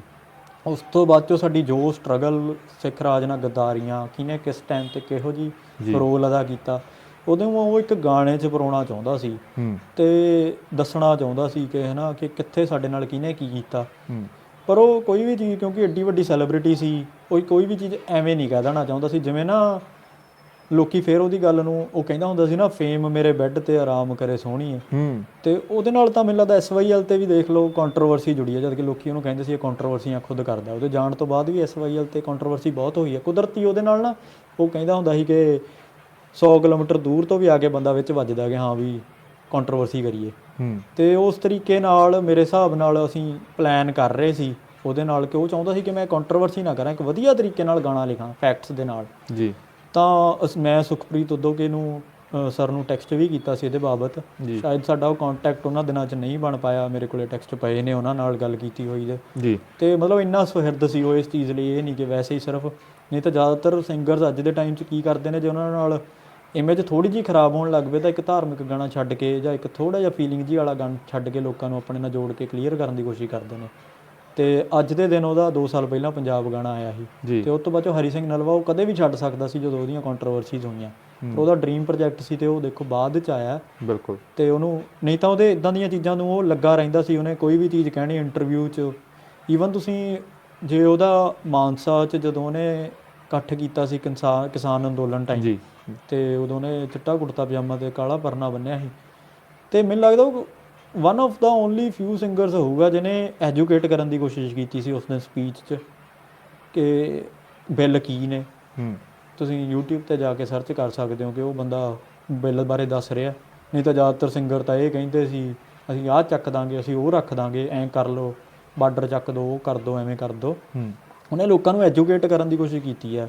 ਬਹੁਤ ਸਾਰਾ ਲੋਕਾਂ ਨੂੰ ਸ਼ਾਇਦ ਇਹ ਭੁੱਲ ਜਾਂਦੇ ਸੀ, ਉਹਨੂੰ ਇਹ ਕਹਿੰਦੇ ਹੁੰਦੇ ਸੀ ਕਿ ਇਹ ਤਾਂ ਕੰਜਰ ਹੈ ਜਾਂ ਨਚਾਰ ਹੁੰਦੇ ਨੇ। ਤੇ ਉਹਨੇ ਤੁਹਾਡੀ ਇੰਟਰਵਿਊ 'ਚ ਵੀ ਇਹ ਗੱਲ ਕਲੀਅਰ ਕੀਤੀ ਸੀ ਕਿ ਕਿਸੇ ਇੱਕ ਬੰਦੇ ਨੂੰ ਬਿਠਾਉਣਾ ਔਖਾ ਹੋ ਜਾਂਦਾ ਕਿ ਬਾਈ ਮੇਰੀ ਗੱਲ ਸੁਣ ਲੈ, ਤੇ ਅਸੀਂ ਤਾਂ 2.5 ਘੰਟੇ ਕਰਦੇ ਰਹੇ ਹਾਂ। ਤੇ ਉਹ ਬੰਦੇ ਨੇ ਉਸ ਟਾਈਮ ਐਡਾ ਗ੍ਰੈਜੂਏਟ ਹੈ ਇਲੈਕਟ੍ਰੀਕਲ ਇੰਜੀਨੀਅਰਿੰਗ ਦਾ ਉਹ ਬੰਦਾ, ਤੇ ਉਹ ਬੰਦੇ ਨੇ ਐਜੂਕੇਟ ਕਰਨ ਦੀ ਕੋਸ਼ਿਸ਼ ਕੀਤੀ, ਜਦ ਕਿ ਉਹਨੂੰ ਕਈ ਵਾਰ ਤਾਂ ਇਹ ਵੀ ਕਹਿ ਦਿੱਤਾ ਜਾਂਦਾ ਹੁੰਦਾ ਸੀ। ਇੱਕ ਪ੍ਰੈਸ ਕਾਨਫਰੰਸ ਮੈਂ ਸੁਣ ਕੇ ਬੜਾ ਹਾਸਾ ਆਇਆ ਸੀ। ਉੱਥੇ ਕਾਫੀ ਸਿੰਗਰਸ ਬੈਠੇ ਸੀ ਤੇ ਇੱਕ ਨੇ ਕੁਐਸਚਨ ਪੁੱਛਿਆ ਕਿ ਸਿੱਧੂ ਮੂਸੇ ਵਾਲੇ ਦੇ ਗਾਣੇ 'ਚ ਟਰੈਕਟਰ ਵਗੈਰਾ ਵੱਧ ਜੀ ਦਿਖਦੇ ਨੇ, ਤਾਂ ਉਹਨਾਂ ਨੇ ਅੱਗਿਓਂ ਰਿਸਪੈਕਟਡ ਸਿੰਗਰ ਨੇ ਇਹ ਕਿਹਾ ਕਿ ਦੇਖੋ ਤਾਂ ਸਹੀ ਕਿਹੋ ਜਿਹੇ ਬੰਦੇ ਬੈਠੇ ਨੇ ਕਿਸ ਲੈਵਲ ਦੇ। ਜੀ ਮੈਨੂੰ ਇਹ ਸਮਝ ਅਜੇ ਤੱਕ ਨਹੀਂ ਲੱਗੀ ਕਿ ਉਹ ਕਿਸ ਲੈਵਲ ਦੇ ਬੰਦੇ ਸੀ, ਜਦ ਕਿ ਸਿੱਧੂ ਮੂਸੇ ਵਾਲਾ ਵੀ ਇੱਕ ਗ੍ਰੈਜੂਏਟ ਸੀਗਾ। ਤੇ ਕਿੱਥੋਂ ਉੱਠ ਗਏ ਉਸ ਲੈਵਲ ਤੇ ਕਈ ਬੰਦੇ ਤਾਂ ਚਲੋ ਸਿਲਵਰ ਸਪੂਨ ਵਾਲੇ ਹੋਣਗੇ ਜਿਨ੍ਹਾਂ ਨੂੰ ਘਰਦਿਆਂ ਨੇ ਪੈਸਾ ਦੇ ਕੇ ਪੜ੍ਹਾਇਆ ਹੋਊਗਾ ਬਹੁਤ ਵਧੀਆ ਪ੍ਰਾਈਵੇਟ ਸਕੂਲਾਂ 'ਚ, ਤੇ ਉਹ ਉਸ ਜਗ੍ਹਾ ਤੇ ਬੈਠੇ ਹੋਣਗੇ। ਸਿੱਧੂ ਮੂਸੇ ਵਾਲਾ ਤਾਂ ਉਹ ਸੀ ਜਿਹੜਾ 4th ਕਲਾਸ 'ਚੋਂ ਸਾਈਕਲਾਂ 'ਤੇ ਜਾ ਕੇ ਪੜ੍ਹਿਆ, ਤੇ ਬਾਅਦ 'ਚ ਵੀ ਜੇ ਆਪਣੀ ਸਿੰਗਿੰਗ 'ਤੇ ਵੀ ਆਇਆ 1 ਰੁਪਈਆ ਆਪਣੇ ਘਰਦਿਆਂ ਦਾ ਨਹੀਂ ਲਵਾਇਆ। ਤੇ ਉਹ ਬੰਦਾ ਵੀ ਉਨਾ ਹੀ ਐਜੂਕੇਟਡ ਸੀਗਾ, ਜਦ ਕਿ ਉਹਨੂੰ ਇਹ ਚੀਜ਼ਾਂ ਮਤਲਬ ਮੈਨੂੰ ਇਹੀ ਹਮੇਸ਼ਾ ਰਹਿੰਦਾ ਸੀ, ਮੈਂ ਸਿੱਧੂ ਨੂੰ ਕਹਿੰਦਾ ਹੁੰਦਾ ਸੀ ਯਾਰ ਤੇਰਾ ਇੱਕੋ ਪੱਖ ਦੇਖਦੇ ਨੇ ਤੇਰੇ ਬਾਰੇ ਕਿ ਹਾਂ ਵੀ ਇਹ ਗਨ ਕਲਚਰ ਪ੍ਰਮੋਟ ਕਰਦਾ, ਇਹ ਇਹੋ ਜਿਹੇ ਗਾਣੇ ਗਾਉਂਦਾ, ਨੌਜਵਾਨ ਪੀੜ੍ਹੀ ਨੂੰ ਪਤਾ ਨਹੀਂ ਵਿਗਾੜ ਦੂਗਾ। ਜਦ ਕਿ ਜਿੰਨੀ ਵਰਸਟੈਲਿਟੀ ਉਹਦੇ ਗਾਣਿਆਂ 'ਚ ਹੈ, ਜਿੰਨੀ ਪੱਗ ਦੀ ਪ੍ਰਮੋਸ਼ਨ ਉਹਨੇ ਕੀਤੀ ਹੈ, ਸ਼ਾਇਦ ਨਹੀਂ, ਮੈਨੂੰ ਲੱਗਦਾ ਨਹੀਂ ਕਿ ਉਸ ਲੈਵਲ ਤੱਕ ਸ਼ਾਇਦ ਕਿਸੇ ਨੇ ਕੀਤੀ ਹੋਵੇ। ਕਿਉਂਕਿ ਅੱਜ ਜੇ ਡਰੇਕ ਹੈ ਜਿਹੜਾ ਕਿ billboard artist of the decade ਹੈ, ਮਤਲਬ ਪਿਛਲੇ 10 ਸਾਲਾਂ 'ਚ ਉਹ ਬੰਦਾ ਬਿਲਬੋਰਡ 'ਤੇ ਟੌਪ ਕਰ ਰਿਹਾ। ਅੱਜ ਤਾਂ ਸਾਡੇ ਪੰਜਾਬੀ ਸਿੰਗਰਾਂ 'ਚ ਹੋੜ ਲੱਗੀ ਹੋਈ ਨਾ ਕਿ ਅਸੀਂ ਬਿਲਬੋਰਡ 'ਤੇ ਬਾਈ 90 ਨੰਬਰ 'ਤੇ ਆ ਗਏ, ਤੇ ਉਹ ਹਮੇਸ਼ਾ ਕਹਿੰਦਾ ਹੁੰਦਾ ਸੀ ਅਸੀਂ ਇਹ ਰੇਸਾਂ ਦੇ ਘੋੜੇ ਹੀ ਹੈ ਨਹੀਂ। ਜਦੋਂ ਤੁਹਾਨੂੰ ਕੋਈ 10 ਸਾਲਾਂ ਤੋਂ ਬੈਠਾ ਹੋਇਆ ਉਹ ਟੌਪ 'ਤੇ ਬੰਦਾ ਵੀ ਤੁਹਾਡੀ ਟੀ-ਸ਼ਰਟ ਪਾ ਕੇ ਘੁੰਮਦਾ ਨਾ, ਤਾਂ ਮੈਨੂੰ ਲੱਗਦਾ ਦੱਸਣ ਦੀ ਲੋੜ ਨਹੀਂ ਪੈਂਦੀ ਕਿ ਸਿੱਧੂ ਮੂਸੇ ਵਾਲੇ ਦਾ ਕੀ ਪਹੁੰਚ ਸੀ ਤੇ ਕਿੱਥੇ ਤੱਕ ਗਿਆ। ਕਿਉਂਕਿ ਮੈਂ ਖੁਦ ਕੈਨੇਡਾ ਤੋਂ ਆਇਆ, ਤਾਂ to be very frank there are people ਜਿਹੜੇ ਸਾਨੂੰ ਇਹ ਚੀਜ਼ 'ਚ ਸੋਚਦੇ ਨੇ ਕਿ ਸ਼ਾਇਦ ਅਸੀਂ ਪੱਗ ਬੰਨੀਏ, ਅਸੀਂ ਮੁਸਲਮਾਨ ਹਾਂ। ਤੇ ਉਹ ਬੰਦੇ ਨੇ ਇਸ ਚੀਜ਼ ਨੂੰ ਕਲੀਅਰ ਕਰਨ ਦੀ ਬਹੁਤ ਕੋਸ਼ਿਸ਼ ਕੀਤੀ, ਕਿਉਂਕਿ ਮੈਂ ਬਹੁਤ ਗੋਰੇ ਕਾਲਿਆਂ ਦੀ, ਤੁਸੀਂ ਵੀ ਵੀਡੀਓਜ਼ ਦੇਖੀਆਂ ਹੋਣਗੀਆਂ, ਕੋਈ ਸਿੱਧੂ ਦੇ ਗਾਣੇ ਸੁਣਦੇ ਨੇ, ਤੇ ਉਹਨਾਂ ਨੇ ਉਸ ਤੋਂ ਬਾਅਦ 'ਚੋਂ ਜਾਣਨਾ ਸ਼ੁਰੂ ਕੀਤਾ ਸਿੱਖ ਰਿਲੀਜਨ ਬਾਰੇ ਕਿ ਉਹ ਕੀ ਹੈ ਜਾਂ ਕਿਵੇਂ ਆ। ਬਹੁਤ ਮੈਨੂੰ ਲੱਗਦਾ ਉਹਨੇ ਵਰਕ ਕੀਤਾ ਇਹ ਚੀਜ਼ 'ਤੇ ਵੀ, ਤੇ ਉਹ ਬਹੁਤ ਸਿਰਦ ਰਿਹਾ। ਤੇ ਜੇ ਚਾਹੁੰਦਾ ਤਾਂ ਬਹੁਤ ਸਿੰਗਰਾਂ ਵਾਂਗੂ ਉਵੇਂ ਵੀ ਵਾਲ ਕਟਾ ਕੇ ਪੱਗ ਬੰਨ੍ਹ ਰੱਖ ਸਕਦਾ ਸੀ, ਬਹੁਤ ਇਹੋ ਜਿਹੇ ਕੰਮ ਕਰ ਸਕਦਾ ਸੀ। ਪਰ ਉਹ ਬੰਦੇ ਦੇ ਹੈਟਸ ਆਫ ਟੂ ਸਿੱਧੂ ਕਿ ਉਹਨੇ, ਜੇ ਤੁਸੀਂ ਐਂਡ 'ਚ ਵੀ ਦੇਖੋ ਤਾਂ ਉਹਦੇ ਵਾਲ ਆਂਟੀ ਜੀ ਨੇ ਗੁੰਦੇ ਨੇ ਜੀ, ਤੇ ਉਹ ਪੂਰਾ ਕੇਸਾਧਾਰੀ ਸੀਗਾ। ਜਦ ਕਿ ਬਲੇਮ ਤਾਂ ਉਹਨੂੰ ਮੈਨੂੰ ਲੱਗਦਾ ਮੋਸਟ ਆਫ ਦਾ ਟਾਈਮ ਜਿੰਨਾ ਟਾਈਮ ਹੋ ਰਿਹਾ ਉਦੋਂ ਤਾਂ ਸਾਡੇ ਸਿੱਖ ਰਿਲੀਜਨ ਨੇ ਵੀ ਉਹਨੂੰ ਅਸੈਪਟ ਨਹੀਂ ਕਰਨ ਦੀ ਕੋਸ਼ਿਸ਼ ਕੀਤੀ। ਜਦ ਕਿ ਜੇ ਉਹਨੂੰ ਜੇ ਉਹਨੇ ਤਰੀਕੇ ਨਾਲ ਉਹਦੇ ਜਿਉਂਦੇ ਜੀ ਉਹਨੂੰ ਅਸੈਪਟ ਕਰਦੇ ਤਾਂ ਸ਼ਾਇਦ ਉਹ ਹੋਰ ਬਹੁਤ ਚੀਜ਼ਾਂ ਕਰਦਾ, ਤੇ ਸ਼ਾਇਦ ਇੱਥੇ ਤੱਕ ਨਾ ਗੱਲ ਪਹੁੰਚਦੀ। ਜਿਵੇਂ ਉਹਨੇ 295 ਲਿਖਿਆ, ਮੈਂ ਕਹਿੰਦਾ ਆਸ਼ਕੀ 'ਤੇ ਗਾਣੇ ਰਤਨ ਬਹੁਤ ਆਏ ਹੋਣਗੇ ਜੀ, ਬਹੁਤ ਸਿੰਗਰਾਂ ਦੇ ਗਾਣੇ ਇਹੋ ਜਿਹੇ ਹੋਣਗੇ, ਮੈਂ ਨੱਤੀਆਂ ਪਾਈਆਂ ਮੇਰੇ ਮਗਰ ਘੁੰਮ ਲਾ, ਮੈਂ ਤੇਰੇ ਮਗਰ 4 ਗੇੜੀਆਂ ਮਾਰਦਾ, ਮੇਰੇ ਕੋਲੇ ਇੰਨੇ ਪੈਸੇ ਨੇ, ਮੇਰੇ ਕੋਲੇ ਆਹ ਆ। ਸਿੱਧੂ ਦੇ ਜੇ ਤੁਸੀਂ ਰੋਮਾਂਟਿਕ ਸੌਂਗ ਵੀ ਦੇਖੋਗੇ ਤਾਂ ਉਹਦੇ 'ਚ ਉਹਨੇ ਕੀ ਗੱਲ ਕੀਤੀ ਹੋਊਗੀ ਕਿ ਕੁੜੀ ਕਹਿੰਦੀ ਕੁੜੀਆਂ ਤੇ ਨਸ਼ਿਆਂ ਤੋਂ ਦੂਰ ਆ, ਤੇ ਝਾਂਜਰਾਂ ਦੇ ਕੀਤੇ ਨਹੀਂ ਖੜਾਕੇ ਗੰਨ ਦੇ, ਧੀ ਨਹੀਂ ਉਹ ਮਾਪੇ ਮੈਨੂੰ ਪੁੱਤ ਮੰਨਦੇ। ਕਿ ਉਹ ਜੇ ਕੁੜੀ ਨੂੰ ਵੀ ਕੋਲ ਵੀ ਗਿਆ ਤਾਂ ਇੱਕ ਰਿਸਪੈਕਟੇਬਲ ਵੇ 'ਚ ਗਿਆ, ਤੇ ਕਦੇ ਕੁੜੀ ਨੂੰ ਉਹਨੇ ਗਲਤ ਨਜ਼ਰੀਏ ਨਾਲ ਜਾਂ ਗਲਤ ਤਰੀਕੇ ਨਾਲ ਪੇਸ਼ ਕਰਨ ਦੀ ਕੋਸ਼ਿਸ਼ ਨਹੀਂ ਕੀਤੀ। ਮੈਨੂੰ ਲੱਗਦਾ ਇਹੀ ਸਿੰਗਰ ਹੋਊਗਾ ਜਿਹਦੀਆਂ ਕਈ ਵੀਡੀਓ 'ਚ ਤਾਂ ਕੁੜੀ ਵੀ ਨਹੀਂ ਹੋਊਗੀ, ਉਹ ਬਿਨਾਂ ਕੁੜੀਆਂ ਤੋਂ ਵੀਡੀਓ ਸ਼ੂਟ ਕਰ ਜਾਂਦਾ ਹੁੰਦਾ ਜੀ। ਉਹ ਇਹੋ ਜਿਹਾ ਮਤਲਬ ਉਹਦੀ ਸੀਗਾ, ਤੇ ਉੱਥੋਂ ਮੈਨੂੰ ਲੱਗਦਾ ਲੋਕਾਂ ਨੂੰ ਕਲੀਅਰ ਹੋ ਜਾਣਾ ਚਾਹੀਦਾ ਕਿ ਸਿੱਧੂ ਕਿਹੋ ਜਿਹੀ ਸੋਚ ਦਾ ਮਾਲਕ ਸੀ। ਈਵਨ ਇੱਕ ਵਾਰ ਮੈਨੂੰ ਇੰਸੀਡੈਂਟ ਯਾਦ ਆਉਂਦਾ ਕਿ ਸਾਡੇ ਕਾਲਜ ਟਾਈਮ ਨਾ ਇੱਕ ਮੁੰਡਾ ਸੀ, ਤੇ ਉਹ ਆ ਕੇ ਕਹਿੰਦਾ ਮੇਰੀ ਗਰਲਫਰੈਂਡ ਨੂੰ ਯਾਰ ਅੱਜ ਲੁਧਿਆਣਾ ਬੱਸ ਅੱਡੇ 'ਤੇ ਨਾ ਮੁੰਡੇ ਨੇ ਛੇੜਿਆ। ਤੇ ਸਿੱਧੂ 2-3 ਮੁੰਡਿਆਂ ਨਾਲ ਇੱਦਾਂ ਹੀ ਮੋਟਰਸਾਈਕਲ 'ਤੇ ਬਹਿੰਦਾ ਤੇ ਤੁਰ ਪੈਂਦਾ। ਉਹ ਐਡਾ ਹੌਸਲੇ ਵਾਲਾ ਬੰਦਾ ਸੀ, ਤੇ ਉਦੋਂ ਜੇ ਕਿਤੇ ਕੋਈ ਹੋਰ ਸੋਚੇ ਤਾਂ ਉਹ ਕਹਿੰਦਾ ਅੱਗੇ ਪਤਾ ਨਹੀਂ 10 ਹੋਣਗੇ, ਕਿਉਂਕਿ ਮੱਛਰਿਆ ਬੰਦਾ, ਪਤਾ ਨਹੀਂ 4 ਬੰਦੇ ਹੋਰ ਸੱਦ ਲਏ ਕੁਛ ਕਰਦੇ। ਉਹ ਬੰਦੇ ਨੇ ਉੱਥੇ ਜਾ ਕੇ ਤੇ ਸਿੱਧੀ ਕੰਨ 'ਤੇ ਚਪੇੜ ਧਰਤੀ ਸੀ ਜੀ। ਤੇ ਉਹ ਚੀਜ਼ ਉਹਦੀ ਮੈਨੂੰ ਲੱਗਦਾ ਐਂਡ ਤੱਕ ਮੈਨੂੰ ਪ੍ਰਾਊਡ ਹੈ ਉਹ ਬੰਦੇ 'ਤੇ, ਕਿ ਉਹ ਬੰਦੇ ਨੇ ਕੁੜੀਆਂ ਨੂੰ, ਈਵਨ ਜੈਨੀ ਜੌਲ ਨੇ ਤੁਹਾਨੂੰ ਕਿਹਾ ਜੀ, ਤਾਂ ਉੱਥੋਂ ਉਹਦਾ ਕਰੈਕਟਰ ਪਤਾ ਲੱਗਦਾ, ਕੁੜੀਆਂ ਪ੍ਰਤੀ ਉਹਦਾ ਪਤਾ ਲੱਗਦਾ, ਪੰਜਾਬ ਪ੍ਰਤੀ ਪ੍ਰੇਮ। ਤਾਂ ਬਹੁਤ ਚੀਜ਼ਾਂ ਲੋਕਾਂ ਨੂੰ ਕਲੀਅਰ ਹੋ ਜਾਣੀਆਂ ਚਾਹੀਦੀਆਂ। ਤੇ ਬਹੁਤ ਸਾਰੇ ਗਾਣੇ ਜੇ ਤੁਸੀਂ ਉਹਦੇ ਧਿਆਨ ਨਾਲ ਵੀ ਸੁਣੋਗੇ ਤਾਂ ਉਹ 'ਚੋਂ ਪਤਾ ਲੱਗੂਗਾ ਕਿ ਉਹਦੀ ਸੋਚ ਕੀ ਸੀ। ਜੇ ਥੋੜ੍ਹਾ ਜਿਹਾ ਨੈਗੇਟਿਵ ਉਹਨੂੰ ਤੁਸੀਂ ਇੱਕ ਮਿਥਸ ਤੋੜ ਕੇ ਇੱਕ ਓਪਨ ਹਾਰਟ ਨਾਲ ਉਹਨੂੰ ਅਸੈਪਟ ਕਰਨ ਦੀ ਕੋਸ਼ਿਸ਼ ਕਰੋਗੇ ਤਾਂ ਉਹ ਬਹੁਤ ਸਮੇਂ ਤੋਂ ਅੱਗੇ ਦਾ ਆਰਟਿਸਟ ਸੀਗਾ ਜਿਹੜਾ ਸਾਡੇ ਤੋਂ ਸਾਂਭਿਆ ਨਹੀਂ ਗਿਆ। ਇੱਕ ਬਹੁਤ ਵੱਡਾ ਮੈਨੂੰ ਲੱਗਦਾ ਅਸੀਂ ਰਿਗਰੈਟ ਕਰੀ ਜਾਂਦੇ ਹਾਂ ਪੁਰਾਣੀਆਂ ਚੀਜ਼ਾਂ ਨੂੰ। ਸਭ ਤੋਂ ਵੱਡਾ ਮੈਨੂੰ ਲੱਗਦਾ ਆਉਣ ਵਾਲੀ ਪੀੜ੍ਹੀ ਦਾ ਰਿਗਰੈਟ ਇਹ ਹੋਊਗਾ ਕਿ ਪੰਜਾਬ ਤੋਂ, ਚਾਹੇ ਉਹ ਤੁਸੀਂ ਸਰਕਾਰ ਤੋਂ ਲਾ ਲਓ ਜਾਂ ਤੁਸੀਂ ਐਡਮਿਨਿਸਟ੍ਰੇਸ਼ਨ ਇਨ ਦਾ ਸੈਂਸ ਪੁਲਿਸ ਵਾਲਿਆਂ ਤੋਂ ਲਾ ਲਓ, ਕਿ ਬਹੁਤ ਵੱਡੀ ਉਹਨਾਂ ਦੀ ਖਾਮੀ ਸੀ ਕਿ ਇੰਟੈਲੀਜੈਂਸ ਫੇਲੀਅਰ ਸੀਗਾ ਉਹਨਾਂ ਦਾ। ਉਹਨਾਂ ਤੋਂ ਇੱਕ ਇਹੋ ਜਿਹਾ ਇੱਕ ਡਾਇਮੰਡ ਮੈਨੂੰ ਲੱਗਦਾ, ਜਿਵੇਂ ਕੋਹੀਨੂਰ ਨੂੰ ਰੋਂਦੇ ਨਾ ਆਪਾਂ ਜੀ, ਉਹਦੇ ਨਾਲੋਂ ਵੱਧ ਸਾਨੂੰ ਉਹ ਬੰਦੇ ਨੂੰ ਰੋਣਾ ਚਾਹੀਦਾ ਜਿਹੜਾ ਪੰਜਾਬ 'ਚ ਰਹਿ ਕੇ ਕੋਹੀਨੂਰ ਤੋਂ ਵੀ ਕਿਤੇ ਜ਼ਿਆਦਾ ਚਮਕ ਕੇ ਲੋਕਾਂ ਨੂੰ ਰੋਸ਼ਨੀ ਦੇ ਰਿਹਾ ਸੀ, ਅਤੇ ਜਿਹੜਾ ਉਹਦੇ ਨਾਲ ਜੁੜਦਾ ਸੀ। ਅਤੇ ਉਹਨੂੰ ਮੈਨੂੰ ਲੱਗਦਾ ਸ਼ਾਇਦ ਇੰਡਸਟਰੀ 'ਚ ਤੁਸੀਂ ਫੀਲ ਕਰ ਸਕਦੇ ਹੋ। ਪੰਜਾਬ ਗਾਣਾ ਆਉਂਦਾ ਤਾਂ ਭਰਪੂਰ ਸਿੰਘ ਬਲਵੀਰ ਦੀ ਸਪੀਚ ਦੁਬਾਰਾ ਸਰਚ ਹੋਣ ਲੱਗ ਪੈਂਦੀ ਹੈ। ਬਿਲਕੁਲ ਬਾਜੀ ਜੰਡ ਦਾ ਧੱਕੇ ਗਾਣੇ 'ਚ ਜ਼ਿਕਰ ਕਰਦਾ ਤਾਂ ਬਾਜੀ ਜੰਡ ਦੁਬਾਰਾ ਇੱਕ ਤਰ੍ਹਾਂ ਉੱਠ ਖੜ੍ਹਦੇ ਨੇ। ਈਵਨ ਜਸਵਿੰਦਰ ਬਰਾੜ ਜੀ ਮਿਰਜ਼ਾ ਗਾਣਾ ਉਹਨਾਂ ਦਾ ਫਿਰ ਆ ਜਾਂਦਾ ਤੇ ਉਹ ਖੁਦ ਵੀ ਮੈਂਸ਼ਨ ਕਰਦੇ ਨੇ। ਈਵਨ ਗੁਰਲੇਜ਼ ਅਖਤਰ ਦਾ ਜੀ ਵੈਗਨ ਗਾਣਾ ਜਿਹੜਾ ਸਿੱਧੂ ਦਾ ਪਹਿਲਾ ਗਾਣਾ ਸੀ ਨਾ ਜੀ, ਉਹ ਗੁਰਲੇਜ਼ ਅਖਤਰ ਨਾਲ ਸੀ ਤੇ ਉਹ ਖੁਦ ਇੱਕ ਚੈਨਲ ਤੇ ਮੈਂਸ਼ਨ ਕਰਦੇ ਨੇ ਕਿ ਮੈਨੂੰ ਦਗਾਣਿਆਂ 'ਚ ਦੁਬਾਰਾ ਸਟੈਂਡ ਕਰਾਉਣ ਵਾਲਾ ਸਿੱਧੂ ਹੈ। ਉਹ ਇੱਕ ਇਹੋ ਜਿਹਾ ਪਾਰਸ ਸੀ ਜਿਹਦੇ ਨਾਲ ਸ਼ੋਅ ਗਿਆ ਉਹਨੂੰ ਸਦਾ ਲਈ ਸੋਨਾ ਬਣਾ ਗਿਆ ਜੀ। ਤੇ ਉਹ ਅੱਜ ਵੀ ਮੈਨੂੰ ਲੱਗਦਾ ਉਹਦੇ ਨਾਂ ਤੇ ਖੱਟ ਰਹੇ ਨੇ। ਟੈਲੈਂਟ ਚਲੋ ਉਹਨਾਂ ਦਾ ਮੈਂ ਇਹ ਨਹੀਂ ਕਹਿੰਦਾ ਕਿ ਬਿਨਾਂ ਟੈਲੈਂਟ ਤੋਂ ਨੇ, ਉਹਨਾਂ 'ਚ ਵੀ ਸੀ, ਪਰ ਇੱਕ ਜ਼ਰੀਆ ਜ਼ਰੂਰ ਸਿੱਧੂ ਬਣਦਾ ਸੀ ਲੋਕਾਂ ਨੂੰ ਅੱਗੇ ਲੈ ਕੇ ਆਉਣ ਦਾ। ਜੀ ਤੇ ਜੀ ਇੱਕ ਗੱਲ ਹੋਰ ਆ, ਜਿਵੇਂ ਤੁਸੀਂ ਦੱਸ ਰਹੇ ਸੀ ਵੀ ਫੇਸਬੁੱਕ ਤੇ ਇੰਸਟਾਗ੍ਰਾਮ ਤੇ ਤੁਸੀਂ ਸਿੱਧੂ ਦਾ ਪੇਜ ਬਣਾਇਆ। ਹਾਂਜੀ ਹਾਂਜੀ। ਉਸ ਦਿਨ ਤੋਂ ਲੈ ਕੇ ਫਿਰ ਜਿਸ ਦਿਨ ਉਹਨਾਂ ਨੂੰ ਡਰੇਕ ਫੋਲੋ ਕਰਦਾਗਾ ਉਸ ਦਿਨ ਤੁਸੀਂ ਦੱਸਿਆ ਵੀ ਸਿੱਧੂ ਬਹੁਤ ਖੁਸ਼ ਸੀਗਾ, ਬਹੁਤ ਜ਼ਿਆਦਾ ਖੁਸ਼ ਸੀ। ਹਾਂਜੀ। ਤੇ ਉਹ ਮਤਲਬ ਕੁਛ ਇਦਾਂ ਸਾਂਝਾ ਹੁੰਦਾ ਸੀਗਾ ਤੁਹਾਡਾ ਵੀ ਆਪਣੇ ਨਾਲ ਇੰਨੇ ਲੋਕ ਜੁੜ ਗਏ ਜਾਂ ਇੰਨੇ ਮਿਲੀਅਨਸ ਲੋਕ ਆਪਾਂ ਨੂੰ ਫੋਲੋ ਕਰਦੇ ਜਾਂ ਵੱਡੇ ਬੰਦੇ ਆਪਾਂ ਨੂੰ ਦੇਖਦੇ ਆ। ਮੈਂ ਤੁਹਾਨੂੰ ਇੱਕ ਹੋਰ ਇੰਟਰਸਟਿੰਗ ਗੱਲ ਦੱਸਦਾ। ਚਾਹੇ ਉਹ ਇੰਸਟਾਗ੍ਰਾਮ ਖੁਦ ਚਲਾਉਂਦਾ ਸੀ, ਮੈਂ ਕੈਨੇਡਾ ਸੀਗਾ ਉਸ ਟਾਈਮ ਸਟੱਡੀ ਬੇਸ ਤੇ ਗਿਆ ਜੀ। ਉਹਨੂੰ ਮੈਂ ਖੁਦ ਦੱਸਿਆ ਕਿ ਤੈਨੂੰ ਪਿਛਲੇ ਹਫ਼ਤੇ ਤੋਂ ਸੋਨਮ ਬਾਜਵਾ ਫੋਲੋ ਕਰ ਰਹੀ ਹੈ, ਜੋ ਕਿ ਕਾਫੀ ਫੇਮਸ ਐਕਟਰਸ ਸੀਗੇ ਉਸ ਟਾਈਮ ਤੇ ਹਾਰਟ ਥਰੋਬ ਸੀਗੇ, ਮਤਲਬ ਲੋਕੀ ਕਾਫੀ ਜੀ ਉਹਨਾਂ ਨੂੰ ਫੋਲੋ ਕਰਦੇ ਸੀ। ਤੇ ਉਹ ਉਸ ਟਾਈਮ ਤੇ ਕੁਝ ਚੁਣਿੰਦਾ ਬੰਦਿਆਂ ਨੂੰ ਫੋਲੋ ਕਰਦੇ ਸੀ ਤੇ ਅਸੀਂ ਉਹੀ ਜੱਟ ਬੂਟ ਬੰਦੇ। ਤੇ ਮੈਂ ਸਿੱਧੂ ਨੂੰ ਦੱਸਿਆ, ਕਹਿੰਦਾ ਅੱਛਾ ਯਾਰ ਫੋਲੋ ਕਰਦੇ ਸੀ। ਮੈਂ ਕਿਹਾ ਤੂੰ ਵੀ ਕਰਦੇ ਯਾਰ ਫੋਲੋ ਬੈਕ। ਕਹਿੰਦਾ ਨਹੀਂ ਯਾਰ ਫਿਰ ਤਾਂ ਐਂ ਲੱਗੂ ਕਿ ਯਾਰ ਮੈਂ ਹੁਣ ਇਹਨੂੰ ਫੋਲੋ ਕਰਦਾ ਕਿਉਂਕਿ ਇਹਨੇ ਫੋਲੋ ਕੀਤਾ। ਤੇ ਕਿਉਂਕਿ ਇਹ ਕਰਦਾ ਨਹੀਂ ਹੁੰਦਾ ਸੀ ਕਿਸੇ ਨੂੰ ਫੋਲੋ। ਤੇ ਡਰੇਕ ਨਾਲ ਵੀ ਜਦੋਂ ਇਹਨੇ ਦੱਸਿਆ ਉਹ ਇਹਦਾ ਇਹ ਸੀ ਕਿਉਂਕਿ ਉਹ ਪ੍ਰੂਵ ਕਰਦਾ ਸੀ ਉਹਦੀ ਉਹ ਗੱਲ ਕਿ ਜਦੋਂ ਇਹਨੇ ਕਿਹਾ ਸੀ ਕਿ ਆਉਣ ਵਾਲੇ 4-5 ਸਾਲਾਂ 'ਚ ਗੋਰੇ ਕਾਲੇ ਫੈਨ ਹੋਣਗੇ, ਹੈ ਨਾ। ਉਹ ਡਰੇਕ ਦਾ ਇਹ ਸੀ ਕਿਉਂਕਿ ਹਰ ਕੰਟਰੀ 'ਚ ਟਰੈਂਡਿੰਗ ਨੰਬਰ 1। ਹੁਣ ਡਰੇਕ ਵੀ ਖੁਦ ਦੇਖਦਾ ਸੀ ਕਿ ਯਾਰ ਕੈਨੇਡਾ 'ਚ ਮੈਂ ਹੈਗਾ ਅਤੇ ਕੈਨੇਡਾ 'ਚ ਗਾਣਾ ਛੱਡਦਾ, ਟਰੈਂਡਿੰਗ ਨੰਬਰ 1 ਇੱਕ ਇੰਡੀਆ ਤੋਂ ਬੰਦਾ ਆਇਆ, ਪਤਾ ਨਹੀਂ ਸਿੱਧੂ ਮੂਸੇ ਵਾਲਾ, ਉਹ ਪਹਿਲੇ ਨੰਬਰ 'ਤੇ ਹੁੰਦਾ। ਅਤੇ ਉਹਦੇ ਕਰਕੇ ਉਹ ਉਹਦੇ ਲਈ ਇੱਕ ਬਹੁਤ ਵੱਡਾ ਸੀ ਕਿ ਅੱਜ ਮੇਰੀ ਉਹ ਮਿਹਨਤ, ਜਿੱਥੇ ਮੈਨੂੰ ਕਿਸ ਟਾਈਮ ਮਿਊਜ਼ਿਕ ਆਪਣੇ ਪੰਜਾਬ 'ਚ ਮਿਊਜ਼ਿਕ ਪ੍ਰੋਡਿਊਸਰ ਨਹੀਂ ਟੱਕਰਦਾ ਸੀ, ਮੈਨੂੰ ਕਾਲਜ 'ਚੋਂ ਪੈਸੇ ਨਹੀਂ ਇਕੱਠੇ ਹੁੰਦੇ ਸੀ, ਉਹਦੇ ਪਿੱਛੇ ਉਹ ਬਹੁਤ ਸਟਰਗਲ ਸੀ। ਤਾਂ ਹੀ ਉਹਦਾ ਇੱਕ ਬੇਬਾਕ ਅਤੇ ਇੱਕ ਆਪਣੇ ਦਮ 'ਤੇ ਜਦੋਂ ਤੁਸੀਂ ਬਣੇ ਹੁੰਦੇ ਨਾ ਤਾਂ ਤੁਹਾਨੂੰ ਮਾਣ ਹੋ ਹੀ ਜਾਂਦਾ। ਜਿਵੇਂ ਉਹ ਕਹਿੰਦਾ ਹੁੰਦਾ ਸੀ ਨਾ, ਲੋਕ ਉਹਨੂੰ ਐਜ਼ ਐਨ ਹੰਕਾਰ ਲੈ ਜਾਂਦੇ ਆ, ਪਰ ਜੇ ਤੁਸੀਂ ਉਹਦੀ ਸਟਰਗਲ ਦੇਖੋ, ਜਦੋਂ ਤੁਸੀਂ, ਮੈਨੂੰ ਯਾਦ ਹੈ ਅੱਜ ਵੀ, ਜਦੋਂ ਉਹਨੇ ਕੈਨੇਡਾ ਜਾਣਾ ਸੀ ਅਤੇ ਅਸੀਂ ਉਹੀ ਪੁਰਾਣੇ ਘਰ 'ਚ ਬੈਠੇ ਅਤੇ ਅੰਕਲ ਸਾਨੂੰ ਨਾ ਖੇਤ ਲੈ ਕੇ ਚਲੇ ਗਏ ਆਪਣੇ ਦਿਖਾਉਣ। ਅਤੇ ਉਦੋਂ ਅੰਕਲ ਹੁਣਾਂ ਕੋਲ ਖੇਤ ਜਮਾਂ ਟਿੱਬੇ ਰੇਤੇ ਸੀਗੇ ਅਤੇ ਅੰਕਲ ਨੇ ਸਾਰੀ ਸਟੋਰੀ ਦੱਸੀ ਕਿਵੇਂ ਸਾਡੀ ਜ਼ਮੀਨ ਪਟਵਾਰੀ ਵੱਲੋਂ ਬਦਲ ਦਿੱਤੀ ਗਈ ਹੈ ਕੁਛ। ਤਾਂ ਉਦੋਂ ਤੋਂ ਉਹ ਚੀਜ਼ ਮੈਨੂੰ ਫੀਲ ਹੁੰਦੀ ਸੀ ਕਿ ਇਹ ਬੰਦਾ ਕਿਵੇਂ ਅਟੈਚਡ ਹੈ, ਕਿਵੇਂ ਸਟਰਗਲ ਹੈ ਇਹਦੀ, ਕਿੱਥੋਂ ਇਹ ਉੱਠਿਆ, ਅੰਕਲ ਹੁਣੇ ਕਿਵੇਂ ਇਹਨੂੰ ਪੜ੍ਹਾਇਆ, ਆਂਟੀ ਨੇ ਕਿਵੇਂ ਸਕੂਲ 'ਚ ਲਾ ਕੇ ਕੱਪੜੇ ਸਿਉਂ ਕੇ ਹੱਕ ਸੱਚ ਦੀ। सो हाँ जी गाइस जंगनामा का तीसरा पार्ट ख़त्म हो गया है। सो गाइस काफ़ी अच्छा वीडियो था, काफ़ी अच्छा लगा। जो बातें उन्होंने, इनके जो फ्रेंड थे सिद्धू पाजी के, तो काफ़ी कुछ उन्होंने एक्सपोज किया, मतलब काफ़ी कुछ बताया सिद्धू पाजी की निजी लाइफ में वो कैसे थे। सो गाइस मेरे व्यूज़ जाने से पहले मैं जानना चाहता हूँ मेरी मम्मी ने क्या मतलब इस वीडियो से कितना कुछ पता किया सिद्धू पाजी के बारे में। हमें तो जैसे इनके दोस्त ने बताया, वैसे तो मुझे इस दोस्तों को भी सल्यूट है जिन्होंने सिद्धू मूसेवाला जी के बारे में इतनी सच्चाई बताई है। नहीं तो किसी के मरने के बाद वो दोस्त कहते हैं भी चलो जाने दो, अब तो है नहीं दुनिया में। इन्होंने सामने आके, कैमरे के सामने आके मतलब कि उनकी ज़िंदगी का हर पक्ष, बुरा और अच्छा सभी हमारे सामने रखा है, तभी हमें उनके बारे में पता चला है। तो पहले 2 पार्ट्स में तो हमने देखा कि उन्होंने कैसे अपने जो मतलब के गानों के लिए उनका कितना जुनून था।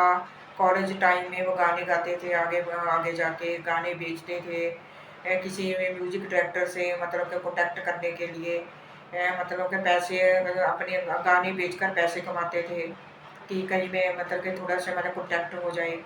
तो फिर वो मतलब कि कनेडा गए थे, जाना नहीं चाहते थे वो कनेडा, वो पंजाब की धरती में क्योंकि मिट्टी से जुड़े हुए थे, पंजाब की धरती में रहना चाहते थे, लेकिन उनके पापा को अभी उनके टैलेंट के बारे में पता नहीं था। तो फिर मतलब कि फिर उनको पता चला, तो ये अपनी ज़िंदगी के सफ़र में आगे बढ़े। तो इनमें उन्होंने कई गाने बनाए, उनके दोस्त कहते कई गाने बनाए हैं। कुछ लोग कहते हैं कि ये अपने गानों को लीक करते थे, तो कहते हैं लीक करने का उन्हें क्या फ़ायदा होता, अगर वो जब गाने बनाते वो अपने चैनल पे बनाकर कमाई कर सकते थे, तो उन्हें लीक करने का क्या फ़ायदा होता। लीक तो दूसरे हैं, म्यूजिक डायरेक्टर है, जब वही लीक करके पैसा कमा सकते हैं, तो सिद्धू जी को क्या फ़ायदा होता है इससे। वो तो जब गाना आना आना होता तब भी उनको रिलीज़ करते। कहते अगर जो दूसरे म्यूजिक डायरेक्टर उनके पास गाना आता है तो थोड़ी वेट करें, टाइम आने पे उनको रिलीज़ करें। तो कहते इन पर काफ़ी मतलब के ब्लेम लगते थे सिद्धू जी पर, ये ऐसे करते हैं। तो उन्होंने बताया कि कैसे मतलब कि सिद्धू मूसेवाला जी जो थे वो सिख इतिहास के बारे में भी उन्होंने कहा कि सिख इतिहास के बारे में काफ़ी कुछ बताना चाहते थे लोगों को, कि जैसे कि 1849 तक के बाद सिखों से किसने गद्दारी की है। सिख इतिहास के बारे में सारा कुछ नौजवानों को, आजकल के सिख नौजवानों को कुछ नहीं पता होगा, क्या था, किसने गद्दारी की, कौन राजा था, कौन गया, किससे लड़ाई हुई, कुछ नहीं पता। ये अपने गानों के थ्रू जो है ना लोगों को एजुकेट करना चाहते थे भी हमारे साथ क्या क्या हुआ, किसने क्या किया हमारे साथ। इन्होंने एक सर्वाइवल गाना, इनके साथ कंट्रोवर्सी भी बहुत जुड़ती थी। कभी मतलब कि कुछ गानों को लेकर भी इन्होंने ऐसा गाना बनाया, ऐसा सर्वाइवल गाना है, ये क्यों बनाया। बलविंदर जटानी के बारे में बताया उस गाने में, और आज तक किसी को नहीं पता होगा बलविंदर जटाना है क्या, या सर्वाइवल है क्या। ये क्यों, कौन सा विवाद है, हमें भी अभी पता चला है। वैसे इस गाने को बैन कर दिया सरकार ने, लेकिन हमें भी नहीं पता था बलविंदर जटाना कौन है, सर्वाइवल क्या है, सतलुज यमुना लिंक के बारे हमें नहीं पता। हम पंजाब में रहते हैं, लेकिन जब उनके गाने सुनते हैं तो काफ़ी कुछ उन्होंने बताया हुआ है, सिख इतिहास के बारे में बताने की कोशिश की है और कर भी रहे थे। तो सिख पंथक ने भी शायद इनको स्वीकार नहीं किया। कुछ एक गाना आया था उनमें इन्होंने कुछ कह दिया था, तो इन पर विवाद खड़ा। हाँ, माई भागो पर पता नहीं इन्होंने अलग व्यू से लिखा था, लेकिन उनको समझ नहीं आई। लेकिन मतलब कि जो सिख थे शायद उनको अच्छी तरह से समझ नहीं, वो किसके बारे में, वो किस व्यू से बात कर रही हैं, उनके अपना पॉइंट ऑफ व्यू क्या है। तो इस पर विवाद खड़ा हुआ। इसके बाद उन्होंने 295 गाना लिखा, इसके साथ भी कंट्रोवर्सी जुड़ गई इनकी। मैंने इनके साथ वो जो कहते हैं कि कंट्रोवर्सी इतनी जुड़ती थी कि कोई सामने से आकर जान के मुझसे लड़ने की कोशिश करता था। तब उन्होंने कहा कि नहीं, मैं तो अपने गानों के थ्रू किसी से लड़के नहीं, कि अपने गानों के थ्रू फैक्ट रख के लोगों को समझाऊंगा। तभी जो है सिख इतिहास है, जो लोग हैं वो मतलब कि उसको पता चलेगा भी क्या है सिख इतिहास, क्या था, कौन। तो कहते लेकिन उससे पहले ही उन्हें मार दिया गया। अगर वो जिंदा होते तो आज वो बहुत कुछ बताते लोगों को। तो हमें भी नहीं पता, उन्होंने जो अपनी पग है, उनकी पग को भी इन्होंने मतलब कि काफ़ी उसके बारे में लिखा है, पग के बारे में। आप भी पग बांधते थे, कहते हैं ना कि वो चाहते तो वो अपने बाल कटवा सकते थे। लास्ट टाइम में भी आपने देखा उनकी जो जूड़ा है खुला हुआ है, उनकी मम्मी ने गूंथा हुआ है, वो केस धारी थे, लोगों को बताते थे कि कैसे मतलब कि केस काटने नहीं है, पग बांधनी है। गोरे काले हैं, जो बाहर के लोग भी कोशिश करते हैं पग बांधने की, उनको फॉलो करने की कोशिश करते हैं। तो मतलब कि मतलब कि उन्होंने पंजाब क्या है, पंजाबियत क्या है, इसके बारे में भी बताया उन्होंने। मतलब कि वैसे ही लोग उनके एक पक्ष को देखते हैं ना, भी वो कल्चर को प्रमोट करते हैं, तो वो दूसरे पक्ष को नहीं देखते कि इस बंदे का क्या स्ट्रगल की। बाकी मोहित बताएगा कि लड़कियों के बारे में क्या व्यूज़ हैं, जो ट्रैक्टर के बारे में उन्होंने बताया, लड़कियों के बारे में क्या वो रिस्पेक्ट रखते थे, ये अभी मोहित बताएगा आपको। हाँ जी गाइज जैसे कि मम्मी ने काफ़ी कुछ एक्सप्लेन किया जो हमने इस वीडियो में देखा, जंगनामा पार्ट 3। गाइज इसमें वैसे हैं जो तजिंदर सिंह जी इसमें है, जो सिद्धू मूसेवाला जी के काफ़ी क्लोज फ्रेंड और कॉलेज फ्रेंड रह चुके हैं। तो इन्होंने काफ़ी सारी चीज़ें बताई सिद्धू बाजी के बारे में जो हमें बिल्कुल भी पता नहीं थी। वो ये ना, क्योंकि हम कभी उनसे मिले नहीं, कभी पर्सनली उनके साथ कभी रहे नहीं, टाइम नहीं। वो तो जिन्होंने उनके साथ टाइम स्पेंड किया है ना, कॉलेज से लेके अब तक, वही बता सकते हैं अच्छे से कि वो कैसे थे, है ना, कैसी बातें करते थे, क्या उनका कैसा बिहेवियर था, कैसी मेंटेलिटी थी, कैसी सोच रखते थे, कैसे वो गाने लिखते थे, वही बता सकते थे, कैसी बातें वो करते थे अपनी पर्सनल लाइफ में। तो अब जैसे लड़कियों की स्पेक्ट, हाँ, जैसे कि चलो ऑलरेडी मम्मी ने थोड़ा सा एक्सप्लेन कर दिया आपको। बाकी इसमें 2-3 चीज़ें थी, जैसे कि अभी मम्मी ने बताया कि लड़कियों के बारे में वो क्या थे। अब मैंने उनके जितने भी गाने सुने हैं जिनमें लड़कियां हैं, अब जैसे सबसे अगर आप उनका 47 सॉन्ग सुनोगे ना, उसमें वो है स्टेफलन डॉन, यूके की रैपर। उनके खुद के गाने सुन लेना, उसमें उनका पहरावा देख लेना, और जो 47 सॉन्ग था उसमें उनका पहरावा देख लेना। तो ये फर्क था। सिद्धू पाजी ने स्पेशली मतलब मुझे लगता है कि उनमें उस सॉन्ग में उन्होंने बोला होगा कि भाई ये पंजाबी गाना है, इसमें पंजाबी कल्चर को प्रमोट करना है। तो देखो उसमें स्टेफलन डॉन जो यूके की रैपर है, उन्होंने सूट सलवार पहनी हुई है ना और लड़के तो दिखते भी नहीं थे। हाँ मतलब उनके इंटरव्यूज भी आप देखना, जितने भी लड़कियों के साथ इंटरव्यू हुए हैं ना जिनमें फीमेल एंकर्स थी, तो कभी भी उनकी आंखों में आंखें डाल के उन्होंने बात नहीं की है ना। अगर की भी है तो बिल्कुल रिस्पेक्टेड वे में की है ना। और सॉन्ग्स में भी दिखता था, कभी ऐसा नहीं कोई बेफालतू का इधर गलत वर्ड नहीं यूज किया, बिल्कुल मतलब लव सॉन्ग भी उनके इतने प्यारे होते थे ना, कोई भी उनको सुन सकता है। तो मतलब ये सबसे बड़ी बात थी कि अगर देखो उनके जो गाने बिना लड़कियों के आए हैं ना, वो भी कितने हिट हुए हैं, जैसे सो हाई, ईसा जट और कितने सॉन्ग्स आए हैं। तो मतलब देखो उसमें कोई भी लड़की नहीं थी तब भी वो हिट हुए हैं। तो ये बात तो ठीक है लड़कियों के बारे में रही कि वो लड़कियों की बहुत रिस्पेक्ट करते थे। और एक बार मुझे याद है, जैसे अब इन्होंने बोला कि जैसे हम सिद्धू पाजी को काफी लोग सिर्फ मतलब हाँ जी guys we are back, actually very sorry, वो थोड़ा सा इंटरनेट का इशू आ गया था। गाइस हम बात कर रहे थे जंगनामा पार्ट 3 की। गाइस इसमें जैसे कि लड़कियों का पक्ष तो रख दिया कि वो कितनी गर्ल्स की रिस्पेक्ट करते थे ना, वुमेन की कितनी रिस्पेक्ट करते थे। सेकंड बात की जैसे उन्होंने लास्ट में बताया उनके फ्रेंड ने कि ज्यादातर लोग उनको मतलब एक साइड देखते थे है ना, सिक्के के दो पहलू होते हैं, तो वो एक पहलू को देखते थे कि कहते थे कि ये तो अहंकारी है, पट्टों पे थापियां मारता है ना, और इसमें बहुत अहंकार है, बहुत ज्यादा बोलता है स्टेज पे, ये बोलता है वो बोलता है और गन कल्चर को प्रमोट करता है। भाई जब चलो सिद्धू पाजी को बात छोड़ो, आप अपने आप को ले लो, मान लो है ना, आपने पूरी जिंदगी पढ़ाई की स्कूल में, फिर कॉलेज में, फिर उसके बाद वो पढ़ाई करने के बाद एक आपको अच्छी कंपनी में जॉब मिल गई या गवर्नमेंट जॉब लग गई, तो भाई आप नहीं करते, घमंड नहीं करते, या आपको अपने आप पे मान नहीं होता है ना सबको, है ना। मैंने तो बहुत लोग देखे हैं जो जॉब लगने से पहले तो बहुत झुक के रहते हैं, लेकिन जॉब लगने के बाद एकदम घमंडी बन जाते हैं, होते हैं। जैसे आपने एक्सपीरियंस किया होगा कि दोस्तों की बात ले लो, है ना, जब कोई दोस्त जॉब लग जाता है कोई भी, है ना, प्राइवेट या गवर्नमेंट, एकदम से उसके बिहेवियर में चेंज आ जाता है ना। जब लोग 4 पैसे कमाने लगे तो वो तो भाई करोड़ों के मालिक थे, वो क्यों ना करें घमंड।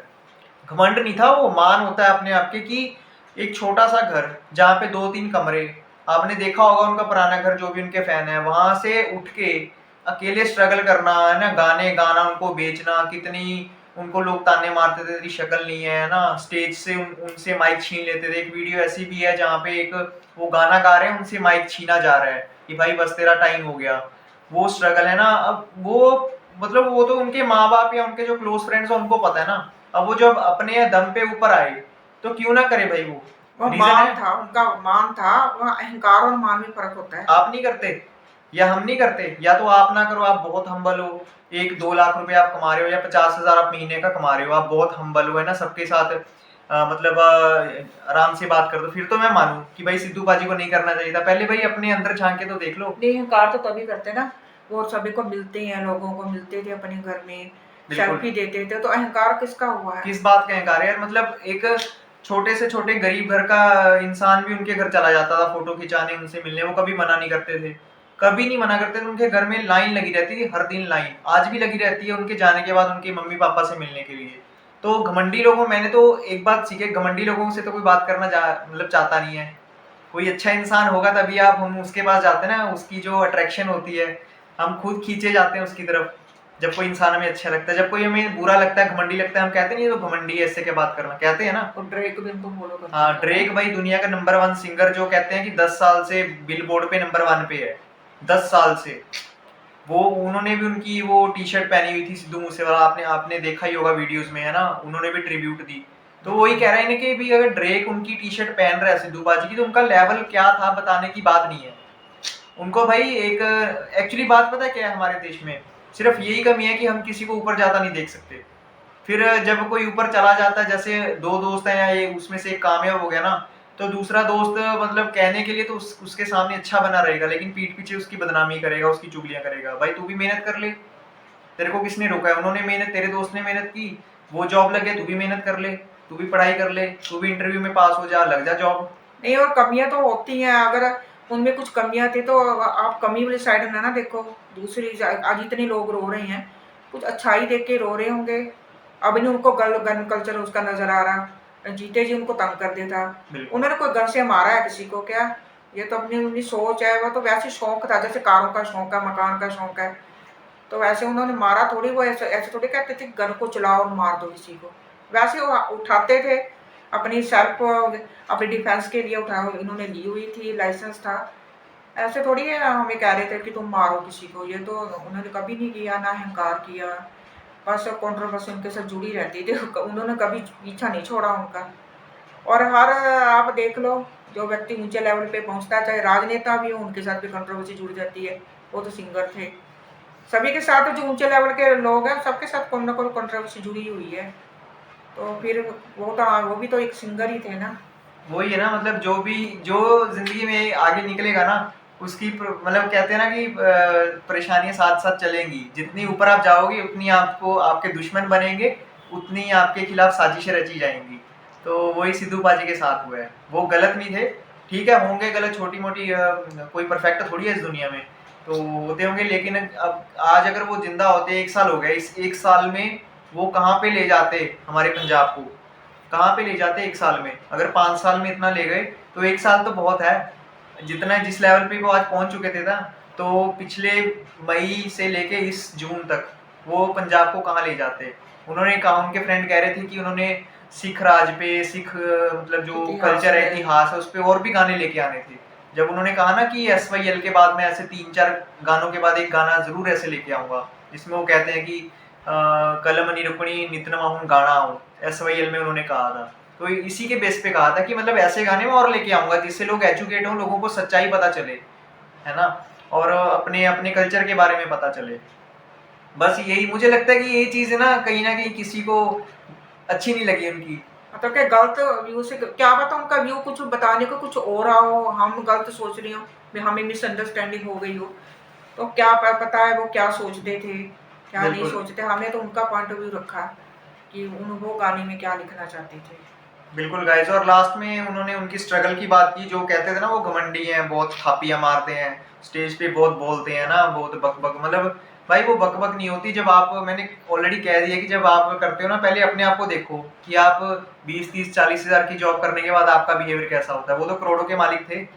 तो भाई अपने आप, पहले तो अपने आप को सुधारो, है ना, पहले खुद हम्बल बनो, फिर दूसरों को वो कहना।